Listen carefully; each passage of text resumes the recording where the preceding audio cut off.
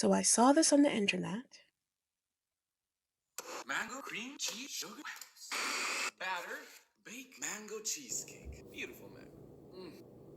and of course, I had to try it. I already have my one mango, two blocks of 8 ounces of cream cheese, 3 eggs, 1 1/4 cup of heavy cream, and last, a half a cup of sugar. These are the original instructions in the post. The instructions say to blend everything up and then put it into a 6-inch spring-form pan lined with parchment paper. Seems simple enough.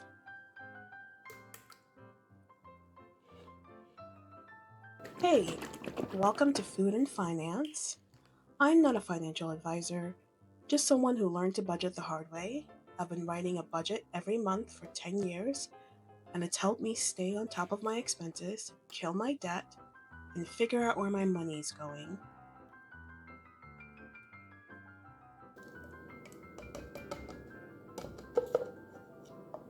Now, I'm naturally more of a spender than a saver, especially when it comes to food. Ordering out, takeouts, restaurants, yeah, those are pretty much my weaknesses. But I've committed to no more food apps, so I'm trying to bake everything from scratch. Part of me wants to see if that's cheaper.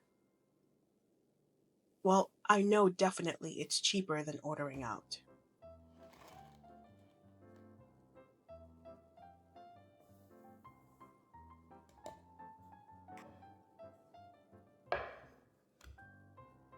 The mango that I used is not super ripe. It's kind of semi-sweet, still firm, but that was what was available at the store, so that's what I purchased.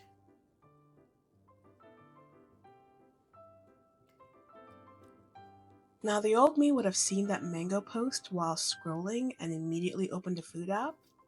I would have tried to get something close to the mango cheesecake. Um, so the fact that I'm actually baking it myself, I'm quite proud of myself. I don't have a bigger blender, which I definitely recommend for this. I just have a NutriBullet in the house. So I had to split the batch in two.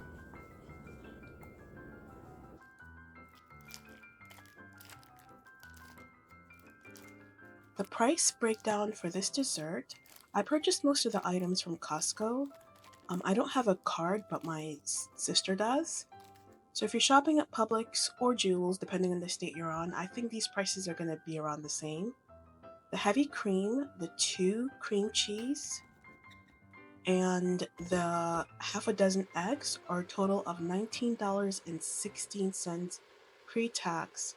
Now I didn't count the vanilla and the sugar because those are staples in my kitchen and my sister's household as well.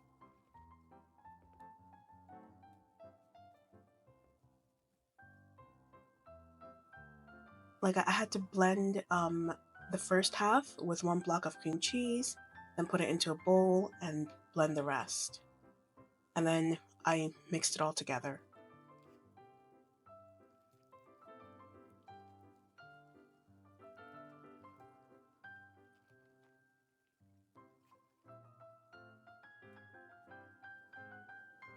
Oh, I also added an additional 1/4 cup of sugar and a teaspoon of vanilla because the mango flavor was so bland.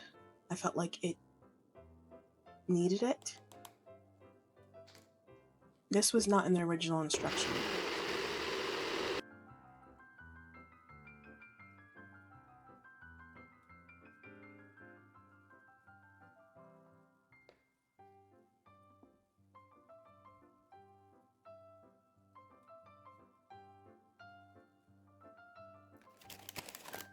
About the 6-inch pan.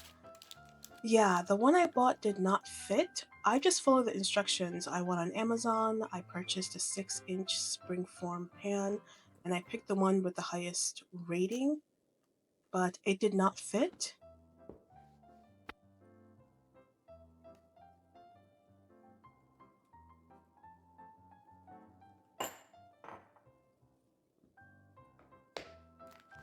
Luckily, I had a deeper pan in the house that I was able to fit all of the batter into.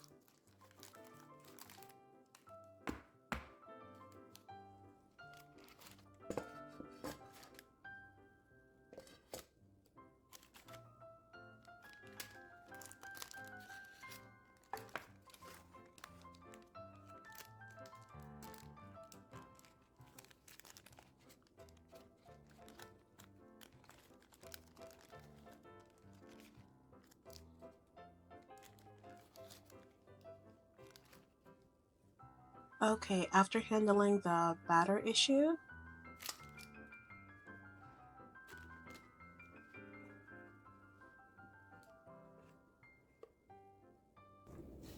I placed my pan in another pan and added 1 inch of water to it, and I baked it for 45 minutes at 400 degrees Fahrenheit.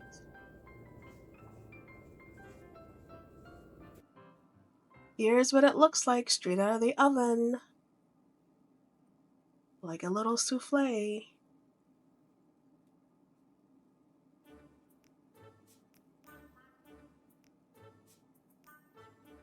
So I cool this on top of my stove. My stove is completely cool. I just wanted to place it out of the way for 6 hours, and then I placed it in the fridge for an additional 2 hours. I wanted to make sure that it was totally chilled before I tasted it. And it's around 10:30 p.m. I really wanted to try this before going to bed.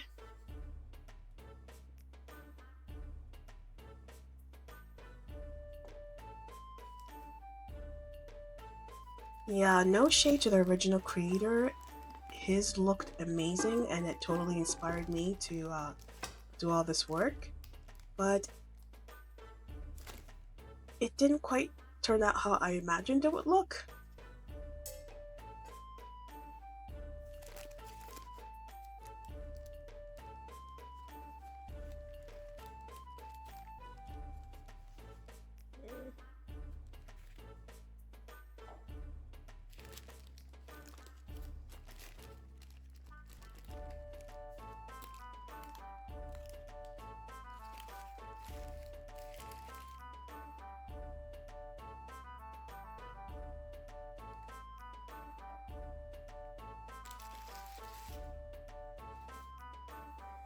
So, ta-da!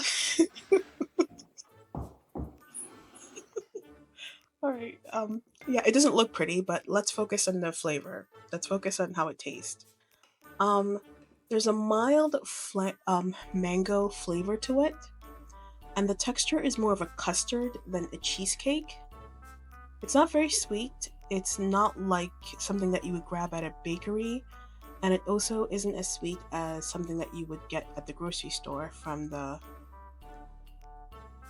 frozen section for cheesecake. It's not bad. It stayed soft, definitely more custard than cheesecake. Would I make this again? Probably not. I give it maybe a 1 star. It was 25 minutes of prep work and cleanup, 45 minutes of baking, and 8 hours of cooling all together. It does make a huge batch, but I don't think it's freezer friendly, just judging by the texture. Maybe if I had more baking experience, I would have nailed it. In any case, thank you so much for watching. Like and subscribe, and let me know if you try this at home. Have a lovely day or night. Bye.